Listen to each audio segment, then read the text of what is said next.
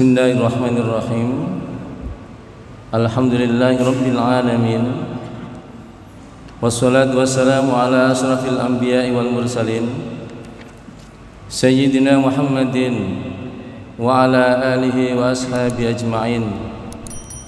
Qala Syekhul Musannif rahimahullahu ta'ala wa nafa'ana bihi wa bi'ulumihi wa bi asrarihi fid dharain amin. Ayyuhal hadirun, para jamaah salat maghrib yang dirahmati Allah Subhanahu wa taala. Di dalam kesempatan ini patutlah kita menjadikan puji syukur datang Allah Subhanahu wa taala atas segala nikmat yang Allah anugerahkan datang kula lan panjenengan sedaya, sehingga kanthi nikmatipun Allah, nikmat Allah Subhanahu wa taala utamanya nikmat iman, nikmat kesehatan. Dengan nikmat ini kita bisa menjalankan, melakukan penghambaan diri datang Allah Subhanahu wa taala, melaksanakan salat maghrib kanthi berjamaah, dan ba'da salat maghrib ini kita isi dengan majlis ilmi. Mudah-mudahan Allah Subhanahu wa taala memberikan kekuatan kepada kita, memberikan kesehatan kepada kita, sehingga kita bisa beristiqamah dalam menjalankan perintah-perintah Allah Subhanahu wa taala. Ayyuhal hadirun ma'asyiral muslimin rahimakumullah. Melanjutkan kajian fikih yang berkaitan dengan puasa ini. Sebelumnya sudah saya sampaikan bahwa puasa itu adalah al-imsaku naharan anil mufattirati biniyati min ahlihi min tulu'il fajri ila ghurubis syams. Jadi puasa itu menahan diri dari hal-hal yang membatalkan puasa. Apa yang membatalkan puasa? Termasuk yang membatalkan puasa adalah makan minum di siang hari, di mana siang hari ini kita sudah meniatkan diri untuk melaksanakan puasa, niat kepada Allah Subhanahu wa taala untuk berpuasa, maka pada saat siang sampai ghurubis syamsi, mulai dari min tulu'il fajri, terbitnya fajar, ila ghurubis syamsi, sampai terbenamnya matahari, kita tidak boleh untuk membatalkan puasa dengan jalan makan, minum, atau hal-hal yang lain yang bisa membatalkan atau merusak puasa. Apa yang bisa merusak puasa kita? Tidak hanya makan dan minum, memasukkan sesuatu al-jauf pada rongga mulut kita, memasukkan obat umpama, tidak boleh. Kita sedang puasa langsung memasukkan obat, kita sakit. Kalau kita sakit ya tidak boleh kita melaksanakan puasa. Itu rukhsahnya Allah Subhanahu wa taala. Orang yang tidak kuat ya tidak apa-apa, dia tidak melaksanakan puasa. Orang yang menyusui itu juga tidak apa-apa, tidak melakukan puasa. Ketika dia tidak melaksanakan puasa, maka dia wajib untuk mengganti pada hari-hari yang lain. Wa man kana minkum maridan aw ala safarin, wa man kana minkum maridan aw ala safarin. Andaikan pada hari puasa ini dia tidak bisa melaksanakan puasa karena sakit atau karena hal yang lain, fa'iddatum min ayyamin ukhar, maka wajib mengganti pada hari-hari yang lain di luar bulan Ramadan. Maka puasa ini tidak boleh ditinggalkan. Oke, ini harus kita pahami. Kemudian selain puasa, menahan diri dari hal-hal yang membatalkan puasa, maka puasa itu dilakukan fi zamanin muayyanin, dilakukan pada masa tertentu. Jadi sudah sekolah sampaikan masa tertentu kapan? Min tulu'il fajri ila ghurubis syamsi. Selain itu min syakhsin muayyanin, dilakukan oleh orang-orang tertentu. Siapa orang-orang tertentu? Orang-orang tertentu itu adalah orang-orang yang memang diperkenankan, diwajibkan oleh Allah Subhanahu wa taala untuk melaksanakan puasa, yaitu al-muslim. Muslim itu siapa? Muslim itu adalah orang yang berserah diri datang Allah Subhanahu wa taala. Muslim itulah orang yang menyerahkan dirinya kepada Allah Subhanahu wa taala, mengakui Allah adalah zat yang maha pencipta dan tidak ada sesembahan yang patut disembah hanyalah Allah Subhanahu wa taala. Ketika kita sudah berserah diri datang Allah Subhanahu wa taala, ini termasuk kita orang muslim. Allah menyampaikan, bala man aslama wajhahu lillahi wa huwa muhsinun falahu ajru 'inda rabbih wala khaufun 'alaihim wala hum yahzanun. Siapapun yang berserah diri kepada Allah Subhanahu wa taala, wa huwa muhsinun, dan orang itu selalu berbuat baik, falahu ajru 'inda rabbih, maka baginya mendapatkan pahala di sisi Allah Subhanahu wa taala. Selain orang muslim adalah al-aqil, maka orang yang berpuasa ini adalah orang yang berakal. Bagaimana dengan orang gila? Orang gila tidak punya kewajiban untuk melaksanakan puasa. Akil baligh. Bagaimana dengan anak-anak? Anak-anak pun tidak diwajibkan untuk melaksanakan puasa, karena kewajiban puasa ini bagi orang yang akil. At-taklif, terbebani hukum. Nah, kalau anak-anak kan belum terbebani hukum, maka dia tidak punya kewajiban untuk melaksanakan puasa. Kemudian ghairul haid wan nufasa, orang-orang yang bisa melaksanakan puasa adalah orang yang selain orang haid. Orang haid tidak boleh melaksanakan puasa. Wanita-wanita yang haid, ibu-ibu yang haid, atau nufasa yang sedang mengalami nifas, ini tidak boleh melaksanakan puasa. Loh, kenapa orang perempuan tidak boleh, orang yang haid? Karena dirinya itu kotor. Dirinya kotor. Haid itu mengeluarkan darah kotor. Maka menghadap Allah ini harus dalam keadaan suci. Sami kalau panjenengan melakukan sholat belum wudu, punya hadas, kencing atau berak, kok sholat buat nangsang, harus at-tuhur, bersuci dulu. Miftahus sholat at-tuhur, kunci melakukan sholat itu harus suci. Suci dari hadas baik kecil maupun besar, tempatnya juga suci. Demikian pula puasa. Puasa ini bisa dilaksanakan orang muslim, orang yang akil, ghairu haidin, selain orang yang haid, selain orang yang nifas. Maka orang nifas atau orang haid ini, hukmul haidi, hukum orang yang haid ini banyak, termasuk dilarang melakukan puasa, baik puasa sunnah maupun puasa wajib. Puasa wajib tidak boleh. Bagaimana dengan puasa sunnah? Gimana nangsang? Larangan-larangan lagi terhadap orang yang haid, masul Quran, termasuk menyentuh Al-Quranul Karim.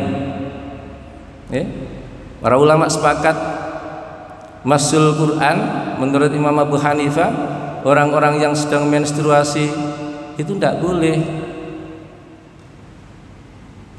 Kemudian ada takkidnya, ditakwili boleh.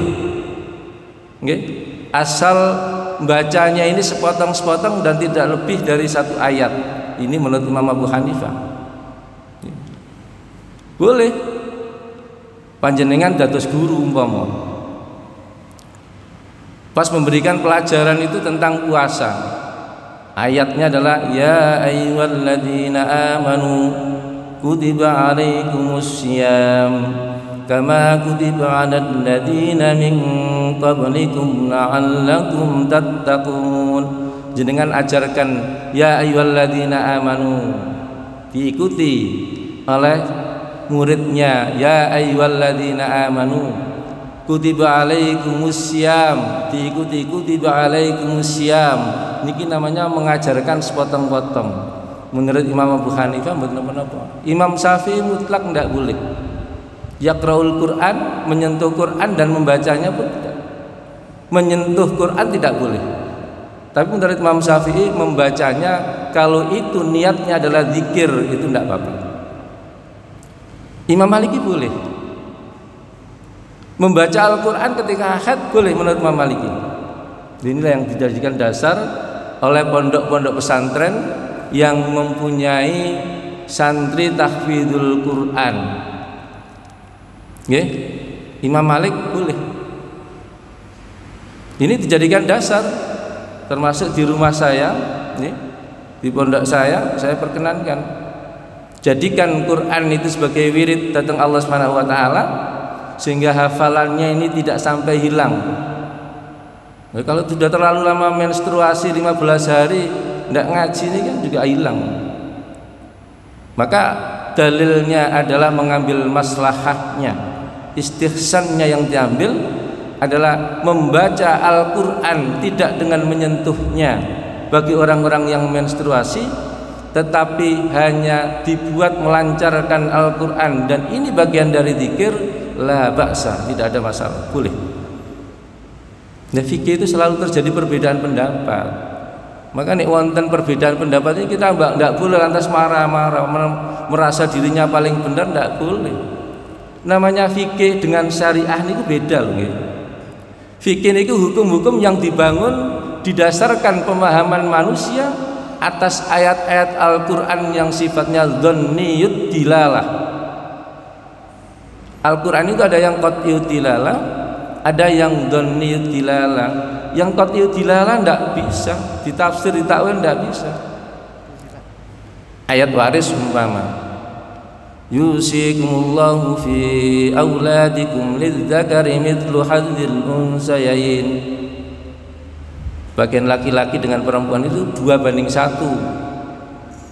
Fa in kunna nisaan fawqasnatain falahunna thulutsa ma tarak. Apabila saudara perempuan ini berkumpul menjadi satu lebih dari 2, maka bagiannya 2/3. Terus ditafsir, ditakwil, oh laki-laki dengan perempuan dibagi sama 1:1, tidak boleh. Ini berarti nulayani Al-Quran Karim. Lalu bagaimana caranya? Kalau keluarga ingin membagi 1:1, boleh dipanggil keluarganya yang berhak menerima warisan, disampaikan bagianmu sekian, bagaimana kita bagi bersama-sama, laki dan perempuan bersama, karena saudara perempuannya hanya sedikit dan tidak mampu. Kemudian semuanya sepakat, ini namanya antara minkum, kesepakatan yang dibangun. Apakah nyalai ayat? Tidak. Berarti haknya ini sebagian diberikan kepada ahli waris yang lain. Lu ngeten iki hukum kadang-kadang dikhelak, tidak boleh menghelak hukum seperti ini. Ini ketentuan hukum dari Allah Subhanahu wa taala. Ayatnya qat'iyyud dilalah, pasti. Nah, pada ayat-ayat yang lamastumun nisa, bersentuhan antara laki-laki dan perempuan, ini terjadi perbedaan pendapat. Sama ketika wanita yang haid boleh tidak mengaji Al-Quran, ada yang mengatakan boleh, ada yang mengatakan tidak boleh. Maka kita ambil maslahahnya. Kalau jenengan tidak ada urusan dengan yang lain, tidak punya kemaslahatan untuk Al-Quran, ya jangan baca Al-Quran, ya diam mawon. Lalu bagaimana dengan zikir? Lalu kalau zikir itu sudah dilakukan, zikirnya ada ayat Al-Qur'annya, Allahu la ilaha illa huwal hayyul qayyum, nggih monggo mboten menapa. Dan gini tidak perlu kita pertentangkan seperti itu. Semuanya itu ada dasarnya. Imam Maliki nggak ada dasar, Imam Syafi'i nggak ada dasar, Imam Maliki, Imam Hambali, Ahmad bin Hambal juga punya dasar.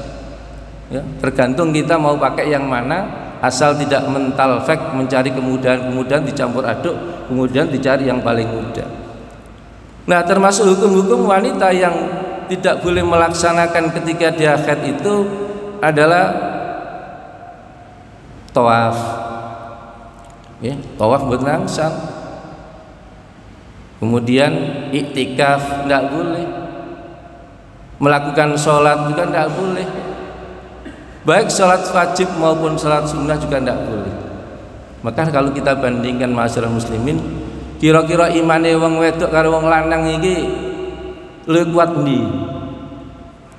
Kuat wong lanang ngeten iki.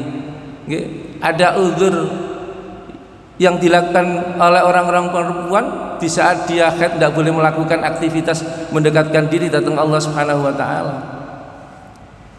Waktunya puasa tidak boleh puasa, tetapi harus diqadha pada hari yang lain. Kalau sholat waktu haid kok dia tidak sholat, ya tidak perlu diqadha. Ini rukhsahnya Allah Subhanahu wa taala. Kalau memang teledor waktunya sholat, Allah menentukan kita mauqutan, waktu sholat itu sudah ditentukan oleh Allah waktunya, lantas dia ini banyak tidurnya, malas, ya dia kena dosa. Maka dia tetap harus mengerjakan sholat, karena sholat itu tidak boleh ditinggal apapun namanya. Bisa ada orang mengatakan atau qadha, karena qadha itu melaksanakan sholat di luar ketentuan waktu yang sudah ditentukan oleh Allah Subhanahu wa taala. Ini hukum-hukum orang yang menstruasi atau haid, orang yang nifas, dia tidak boleh melaksanakan ibadah puasa. Yang kelima adalah biniyah. Orang puasa itu harus niat. Kalau tidak niat tidak sah. Ya. Niat itu apa? Wa ya'azamul qalbi ala ijadil fi'li jazman biduni taraddudi. Niat itu adalah kehendak hati untuk melakukan perbuatan-perbuatan jazman secara pasti, biduni taraddudi, tanpa kebimbangan. Jadi kehendak hati kita untuk melakukan amal perbuatan di mana perbuatan itu pasti diwajibkan oleh Allah atau itu sunnah tanpa ada keraguan, ini niat kita. Panjenengan yakin puasa Senin Kamis sunnah, sekalipun puasa sunnah itu harus niat, nggih. Sunnah itu wonten kali, puasa itu ada puasa wajib. Puasa wajib itu termasuk melaksanakan puasa di bulan Ramadan. Puasa termasuk wajib adalah menjalankan puasa karena nazar, karena kafarat, ini wajib, tetap harus niat. Termasuk puasa sunnah muayyanun, sunnah yang sudah ditentukan oleh hadis-hadis Nabi.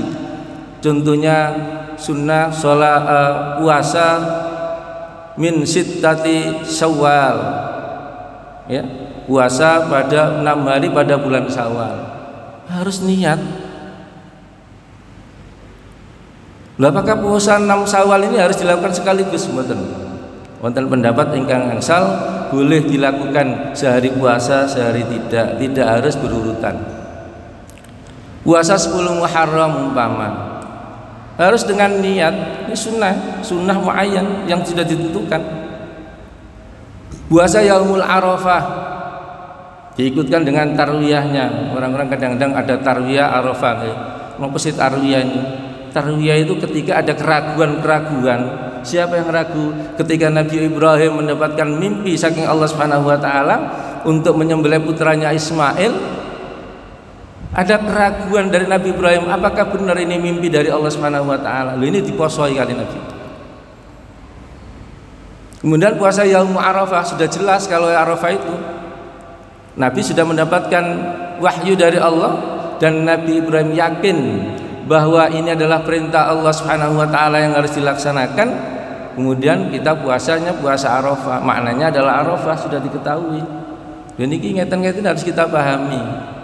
Maka kemarin beliau menyampaikan orang beribadah itu harus tafahumu makna, memahami makna dari ibadah yang akan dilaksanakan. Harus huzurul qalb. Ketika kita beribadah ini, hati kita ini hadir apa yang kita lakukan. Maka menata niat itu merupakan hal yang pasti yang harus wajib kita laksanakan. Tanpa niat berarti kita tidak punya tujuan dari ibadah itu. Kapan niatnya puasa? Ya pada malam hari. Ya. Ulama-ulama sekarang kalau Ramadan dilaksanakan ba'da sholat tarawih, boleh-boleh. Sebagian ulama lagi dijamak sampai 30 hari, barangkali besoknya lupa, boleh. Bulan ini tiap tahun di pesantren ini menawi yai kula nggih ngoten. Ya. Semua 30 hari pada bulan Ramadan kita niati jadi satu. Tetapi besoknya tetap kita niat, barangkali ada lupa. Kadang-kadang manusia itu tempatnya lupa. Nah ini menghindari agar kita barangkali ada lupa kita sudah niat. Sampai kapan? Sampai min tulu'il fajri, qabla tulu'il fajri, sebelum terbitnya matahari. Nah ini batas waktunya. Nah kaifiat seperti ini atau tata cara seperti ini ya wajib kita paham. Untuk apa niat ini kita laksanakan dalam ibadah? Litamyizil ibadati 'anil 'adah. untuk membedakan mana yang ibadah dan mana yang kebiasaan atau adat. Adat tidak perlu kita niat, ya, tidak perlu kita niat. Tetapi kalau ibadah wajib kita niat. Nah kalau kita puasanya adalah puasa yang ghairu muayyan, puasa-puasa yang tidak ditentukan di dalam al-hadis dan Al-Quran, bagaimana? Kepingin poso umpama, ya, sewaktu-waktu jangan aku tak poso tidak hari Senin, tidak hari Kamis, tidak yaumul Arafah, tidak yaumul tarwiyah, ya, pengen poso. Kemudian poso itu mau setelah tidur dari subuh jam 7 umpama aku kepingin poso, boleh ndak? Boleh, ya, boleh ngaten niki. Ghairu muayyan. Nabi pernah lho ngaten niki. Ketika Nabi pagi belum makan sarapan, lapar Nabi. Memanggil Aisyah, Sayyidati Aisyah, wahai Aisyah, adakah makanan untukku yang bisa aku makan pada hari ini? Jawab Aisyah, mboten wonten Nabi. Ya wis aku tak poso wae ning. Loh. Berarti niatnya kapan? Ya pada saat itu. Ya. Pada saat itu Nabi niat. Berarti pahalanya bagaimana? Pahalanya adalah dimulai dari niatnya itu. Nah, pihak puasa yang seperti ini jenengan batalaken umpama ada yang lebih maslahah, mboten menapa? Oh, boleh. Sebagian ulama mengatakan boleh kita batalkan. Ini namanya puasa yang ghairu muayyan. Ada puasa sunnah yang muayyan, ada puasa yang ghairu muayyan. Puasa sunnah muayyan itu puasa ketentuannya sudah ditentukan oleh Rasulullah dalam hadisnya, puasa yaumul isnaini wal khamis. Ini puasa sudah ditentukan oleh Rasulullah. Yaumun Arafah, 10 Asyura, bulan Muharram, min sittati Syawal, 6 hari bulan Syawal, atau puasa-puasa sunnah yang sudah ditentukan oleh Rasulullah, maka tetap harus diiringi niat. Tetapi puasa-puasa di luar itu, maka kita boleh melakukan puasa sejak kapan kita belum makan dan ingin puasa, pokoknya tidak melebihi dari zuhur, ya. Matahari sudah sebelum di tengah, posisi tengah, ini kita boleh. Tetapi kalau sudah setelah matahari ke barat, kita tidak boleh melakukan puasa. Dan ini kaitan-kaitan ini, ya, harus kita pahami.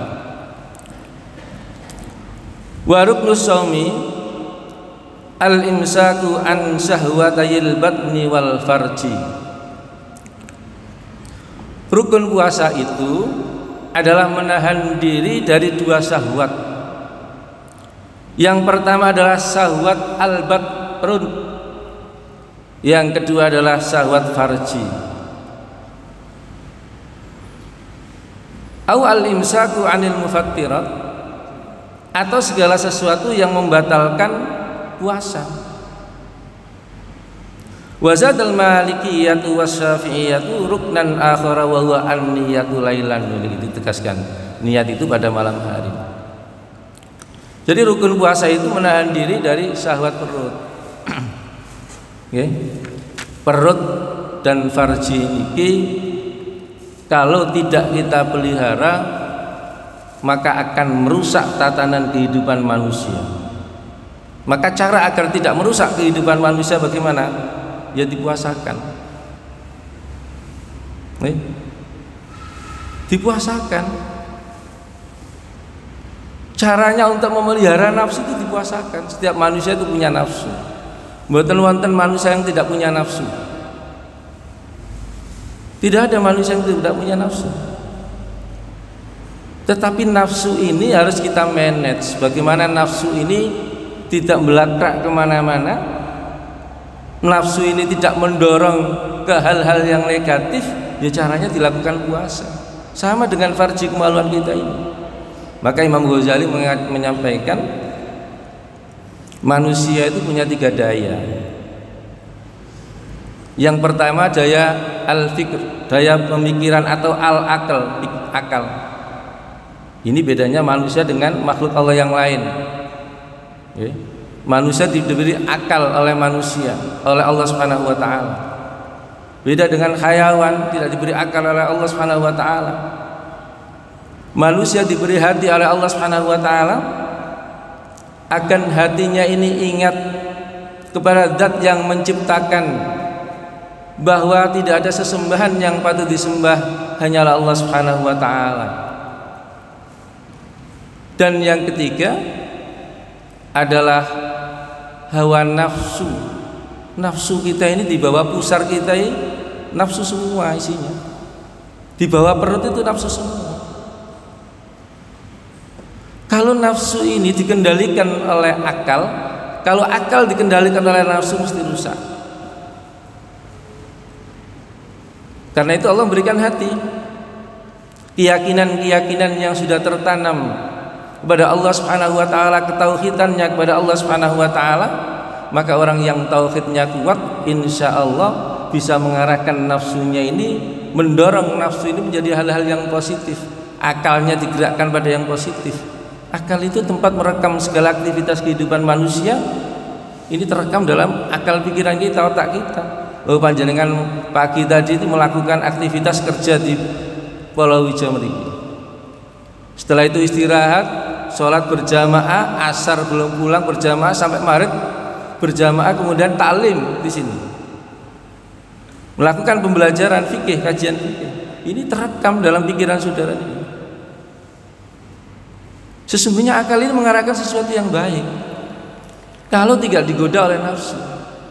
Lah nafsu ini selalu mengarahkan sesuatu yang tidak baik. Wa ma ubarri'u nafsi innan nafsa la'ammaratun bisu. Allah menyampaikan innan nafsa la'ammaratun bisu. Nafsu itu selalu mengarahkan pada sesuatu atau mendorong untuk melakukan hal-hal yang tidak baik. Maka kuncinya itu ada pada hati, kata Imam Ghazali. Hati ini bisa menggerakkan akal pikiran, dan hati ini bisa menggerakkan nafsu ini menuju pada tatanan yang lebih baik. Insya Allah manusia itu menjadi orang yang baik. Salah satu upaya untuk menggerakkan nafsu kita menjadi baik ini adalah dengan puasa. Puasa ini bisa melatih nafsu kita agar tidak menggelora. Maka puasa ini manfaatnya, faedahnya luar biasa. Membersihkan hati, membersihkan jiwa kita, menghilangkan rasa kesombongan kita, sombong kepada manusia, sombong kepada Allah Subhanahu wa taala. Yang punya sifat sombong itu Allah Subhanahu wa taala. Mempunyai rasa solidaritas kepada sesama orang-orang yang tidak mampu, ini faedah dari puasa. Banyak faedah dari puasa itu. Nah, karena itu ma'asyiral muslimin, yang namanya nafsu perut ini kalau kita tidak kita arahkan, tentu akan merusak kehidupan manusia. Manusia bisa melakukan pencurian itu karena perut. Manusia bisa melakukan penipuan itu karena perut, nafsu perut. Manusia bisa melakukan perzinahan, perselingkuhan dan lain sebagainya itu karena farji. Maka kuncinya orang bisa memelihara farji itu ya dengan menikah.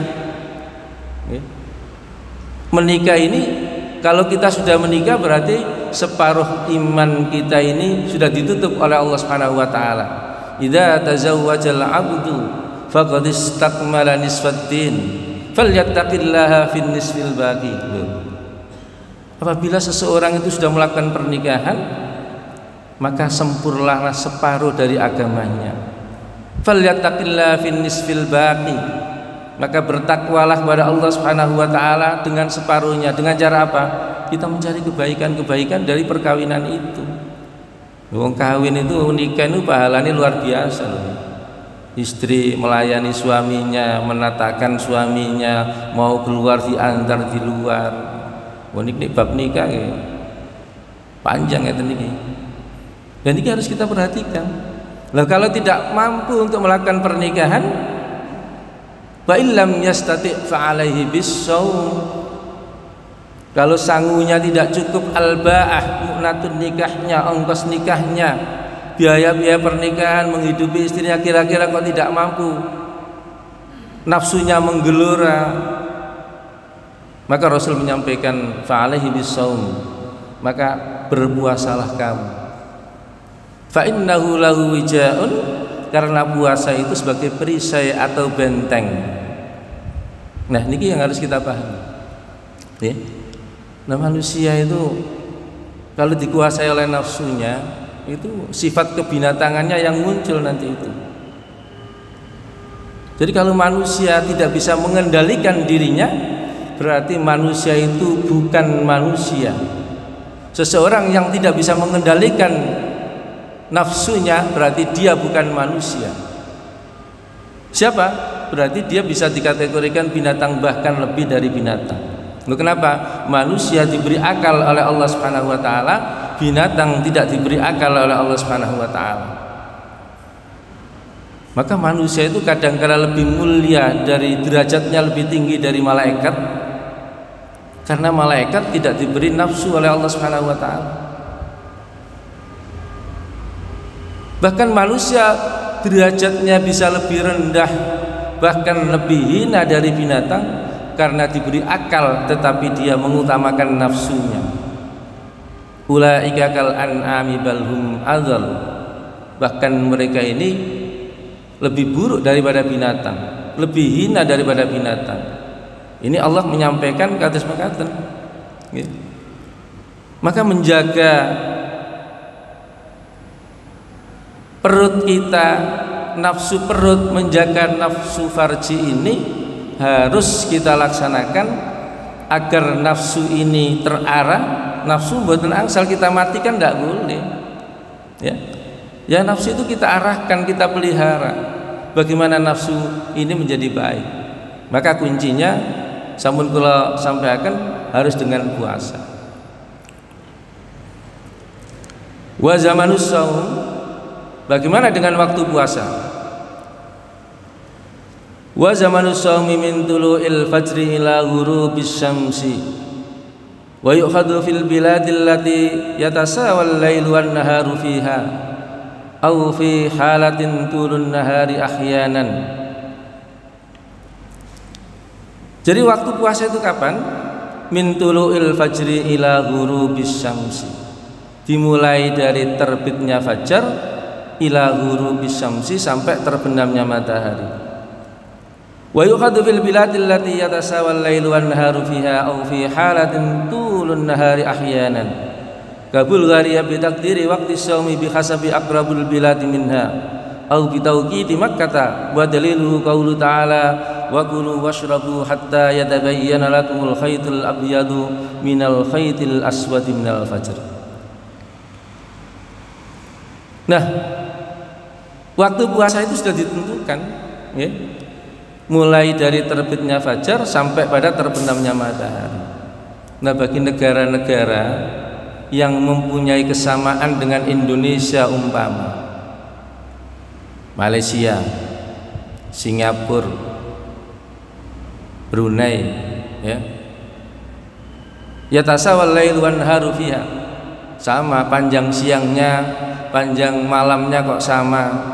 Kemudian di Indonesia ini tidak terlihat, umpama ru'yatul hilal kok tidak terlihat, maka orang-orang Kalimantan yang berbatasan dengan Malaysia boleh tidak dia mengikuti Kalimantan Malaysia?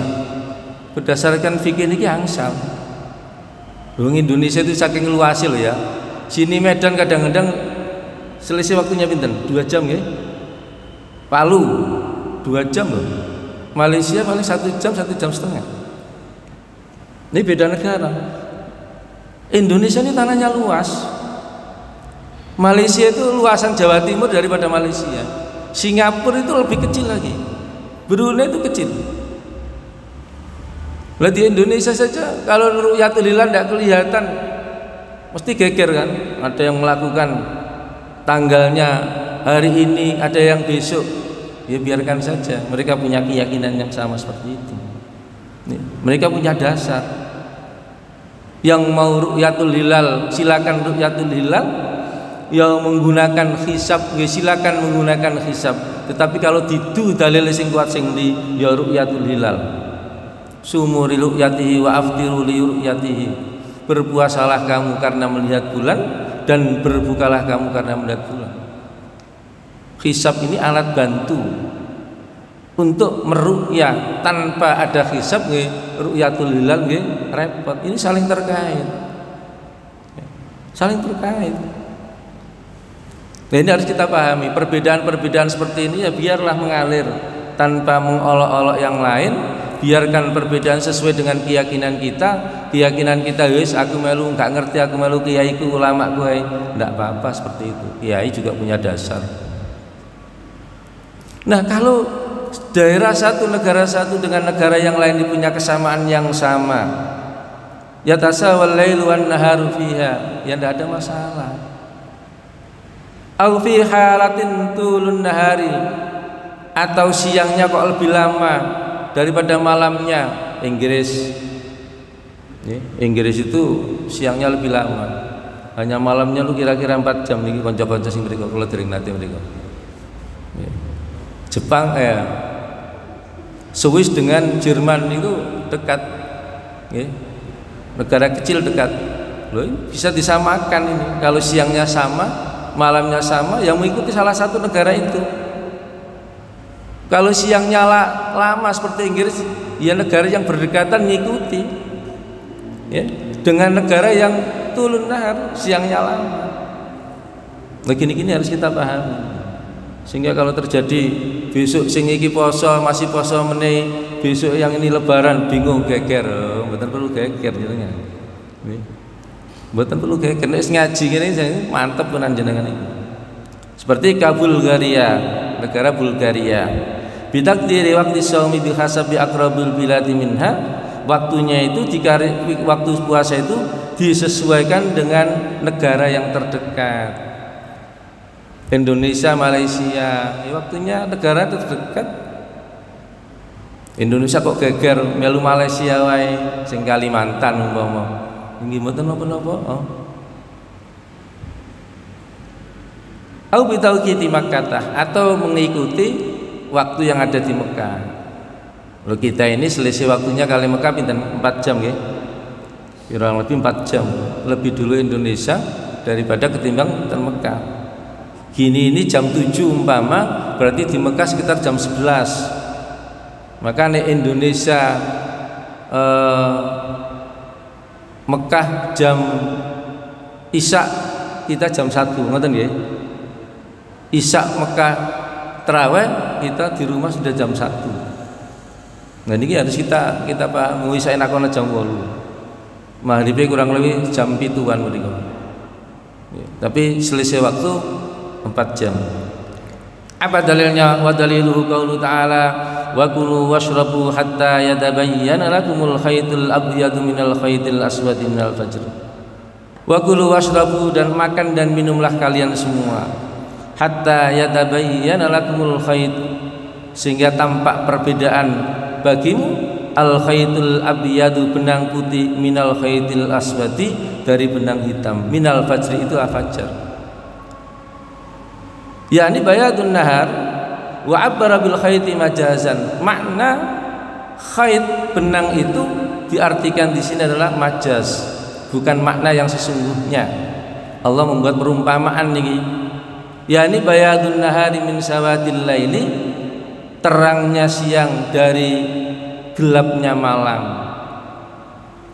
Wa hadza yahsulu bi tulu'il fajri. Maka yang dinamakan perbedaan jelas antara khaytul abyadi min khaytil aswadi ini ajarat tulu'il fajar, terbitnya fajar. Wa qala Ibnu Abdul Bar fi qouli Nabi sallallahu alaihi wasallam, inna bilalan yu'adzinu bilailin fakulu washrabu hatta yu'adzina Ibnu Ummi Maktum, dalilun ala annal khaytal abyadu huwa as-sabah wa anna as-sahura la yakunu illa qabla al-fajri bil ijma'il ulama.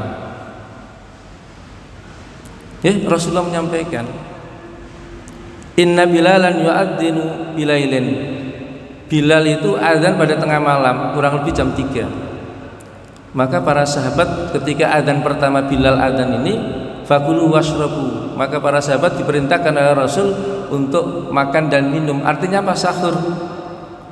Hatta yu'adzina Ibnu Ummi Maktum, sampai Ibnu Ummi Maktum sahabat Nabi ini melakukan adzan kedua, yaitu adzan subuh. Maka di sela-sela antara adzannya Bilal dan Ummi Maktum inilah kita seyogianya melakukan sahur. Wa anna sahura la yakunu illa qabdal fajr, maka sahur itu dilakukan sebelum fajar bil ijma'il ulama, ini merupakan ijma' ulama. Maka sahur itu penting loh ya. Jenengan poso sunnah maupun wajib kalau bisa sedikit sahur. Fa inna sahura barakatun. Loh. Apa yang kita makan ketika kita sahur ini, sedikit atau banyak makanan untuk menguatkan kita berpuasa menghadap kepada Allah Subhanahu wa taala, maka yang kita buat sahur ini menjadi barokah gitu loh. Maka orang-orang kadang-kadang tidak sahur itu ya rugi. Ini termasuk orang-orang yang malas. Maka kesimpulannya ma'asyiral muslimin, puasa itu tidak hanya menahan lapar dan dahaga, tetapi seluruh organ tubuh kita ini kita puasakan. Pandangan kita puasakan, tangan kita puasakan, lisan kita puasakan, perut kita puasakan, telinga kita puasakan, kaki kita puasakan. Ini cara kita puasa agar puasa kita ini diterima oleh Allah Subhanahu wa taala. Sampun isa. Dereng isa. Ini cara kita bersahur gitu. Andaikan kita sahur pada waktu malam, umpama setelah isya wis tak sahur bisa niat jam 1 kita sahur, tidak apa-apa. Kita sahur setelah isya wis tak niati sahur bisa. Gue nek mau adzan, ketika Bilal adzan ini biasanya ya para sahabat melakukan sholat tahajud. Maka sholat tahajud yang baik itu adalah sholat tahajud kita lakukan setelah ada adzannya Bilal bin Rabah ini. Jadi ketika panjenengan umrah utawa haji mesti ada dua di Mekah itu. Ya, adzan kedua biasanya jam 5. Adzan pertama biasanya jam 4 kurang lebih, karena waktunya itu beda, ada perbedaan sini. Ya. Maghribnya sana jam 7, isyaknya kurang lebih jam 8. Kita jam setengah 6 kadang-kadang sudah mancing maghrib. Ya. Waktu-waktu yang baik ini kita gunakan untuk sholat tahajud. Sholat yang paling baik kata Rasul setelah sholat fardu adalah qiyamul lail, sholat malam hari. Nah, ini gitu. Ini harus kita cari. Orang kalau banyak melakukan sholat bermunajat kepada Allah Subhanahu wa taala qiyamul lail, insyaallah Allah akan menurunkan rahmatnya, rizkinya pun kita akan tidak kekurangan. Allah yang mengatur rizkinya, nggak perlu kita khawatir. Terus kita parek kalau Allah Subhanahu wa taala, insyaallah semua kebutuhan kita ini dicukupi oleh Allah Subhanahu wa taala. Jadikan tiap hari kita ini mengaji Al-Qur'an, tadarus Al-Qur'an. Rumah-rumah kita ini jangan sampai tidak ada Al-Qur'annya.